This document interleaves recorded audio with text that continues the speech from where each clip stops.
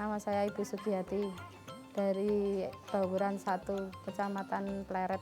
Kegiatan saya dimulai dari jam 2:30 pagi, itu udah bangun, udah sholat, terus habis itu mempersiapkan dagangan saya, ngambil dagangan ikan asin itu untuk nambah-nambah pemasukan, terus pulang, terus langsung ke Pasar Imogiri.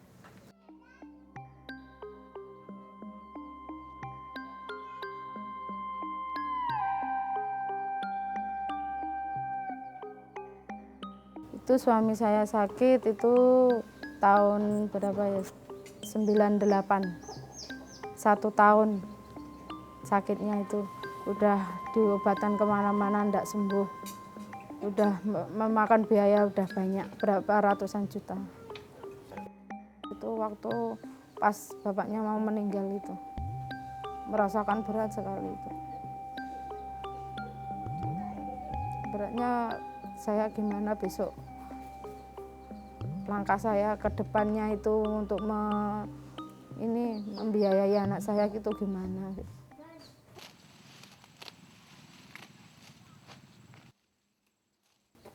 Kan rumah saya kosongkan.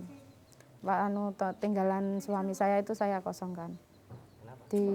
Saya takut dan teringat terus kalau di sana. Teringat terus malah nggak fokus bekerja di sana. Nggak fokus ini. Terus saya pergi ke tempat ibu ini. Waktu suami saya sakit kan saya bawa ke sini, meninggalnya di sini. Terus minta dikubur di sini.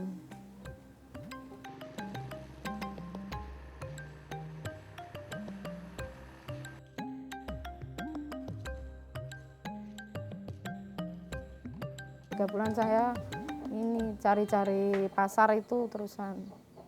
Mau gimana caranya? Saya cari punya modal 200.000 saya. 200.000 untuk cuman ikan asin itu, kulaan ikan asin itu.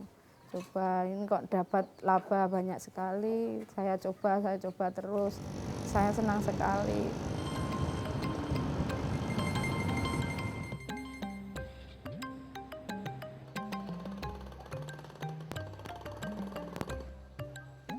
Ya saya tuh uang masuk saya itu malah kebanyakan sekarang. Kalau di waktu masih suami saya ada itu malah belum pernah saya megang uang jutaan itu. Suami meninggal saya malah memegang uang jutaan. Kalau masih ada suami malah kayaknya loyo, mau apa-apain tergantung suami terusan.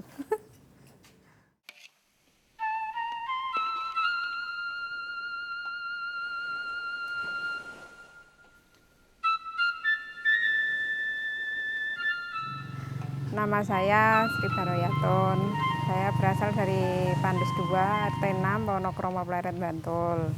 Setelah suami tidak tanggung jawab, waktu itu sudah, walaupun dengan dulu kondisinya sangat mengerikan sekali saat tahu suami punya selingkuhan, mungkin bahkan udah ada tanda-tanda nggak baik lah, pokoknya selingkuh lah gitu. Waktu itu pernah orang itu saya curigai tapi dia mengelak. Dia bilang saya kan mandor, saya harus membantu anak buah, kan wajar saya bisa terima. Ternyata dia disitulah selingkuhnya dengan orang itu juga. Mungkin dia juga sudah menjadi suami istri. Ya pokoknya intinya saya mau membesarkan anak dulu. Masalah nanti kalau ketemu jodoh ya nanti aja.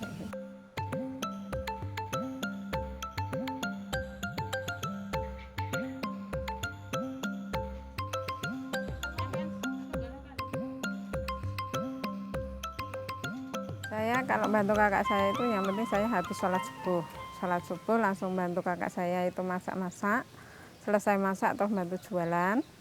Setelah bantu jualan nanti kira-kira mungkin walaupun biasanya kan nggak pasti orang jualan itu ya Mas ya, kadang juga jam 7 sudah habis, itu saya baru siap-siap mandi, nanti langsung jemput Ocha itu sekitar jam 8-an gitu, saya berangkat jemput anak asuh itu.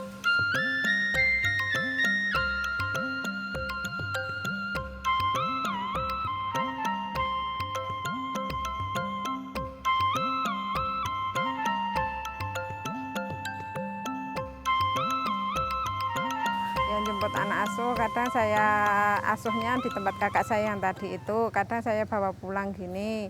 Nanti saya jam 12 itu jatah jemput kakaknya Ocha gitu. Nanti kakaknya saya antar pulang, saya pulang lagi ke sini ngurusin Ocha lagi gitu. Baru-baru ada kelompok kok langsung disuruh ke Jakarta, mau diapain? Nah, disuruh ngapain gitu kan, waktu itu tanda tanya besar sekali. Ternyata tahu peka itu pertama kali saya tahu peka itu cuma dapat undangan dari teman. Itu saya dikasih tahu, Mbak, kamu bisa ndak besok minggu berkumpul di tempatnya Bu RT katanya gitu. Terus minggu besok tapi saya nggak punya hari libur, saya tetap bawa anak ya. Ya enggak apa-apa, bawa anak bisa dibawa, kalau bisa ya saya berangkat, saya kan bilang gitu. Terus itu saya datangi undangan itu, ketemu Mbak Ria sama Mbak Ica waktu itu yang kasih sosialisasi tentang peka. Terus waktu itu juga saya dibentuk kelompok, di kelompok itu saya dijadikan sekretaris bendahara. Di kelompok saya sendiri ada Mas yang kayak gini.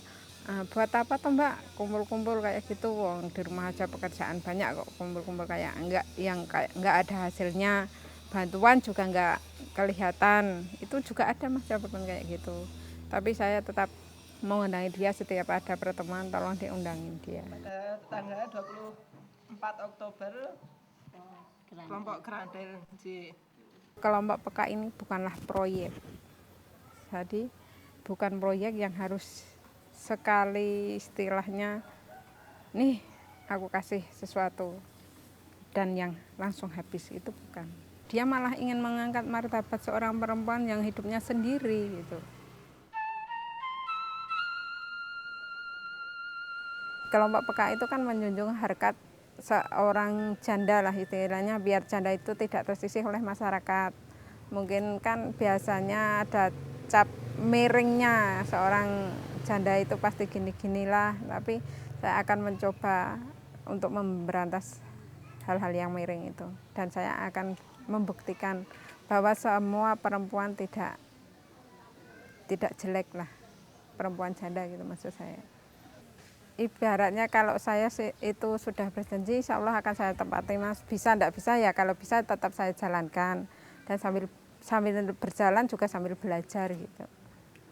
Semasa ada peka itu saya senang sekali, udah ada pemasukan sedikit demi sedikit.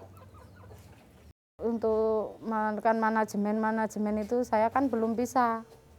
Manajemen pembukuan tentang itu KDRT, tentang hukum itu saya dengar senang sekali itu. Waktu itu saya belum mengenal tentang kayak gitu.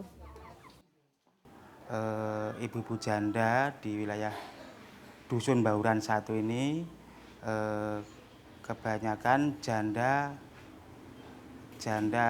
cerai mati ya, bukan cerai hidup, itu bukan, cerai mati kebanyakan ya, yang suaminya sebagian itu meninggal ya, sehingga menjadikan warga di wilayah Dusun Bauran 1 ini kebanyakan janda ya. Terus sebagian yang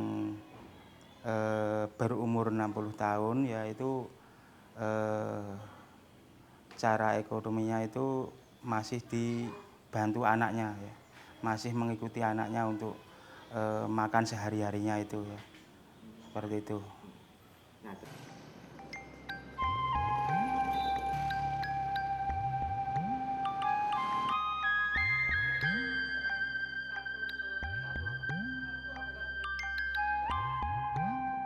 Adanya peka, insya Allah wanita itu jadi nanti pede. Biarpun suaminya meninggal dunia, bisa menanggulangi dengan sendirinya. Seandainya ada, nggak diminta pun, seandainya ada berantakan keluarga terjadi cerai, beliau bisa mandiri juga. Jadi adanya peka ini saya, pemerintah Desa Wonokromo mendukung, sangat mendukung, dan nanti akan ikut menyebarluaskan kepada masyarakat, khususnya pihak perempuan, juga nanti akan membina. Jadi secara garis besarnya pemerintah Desa Wonokromo salut dan mendukung peka itu.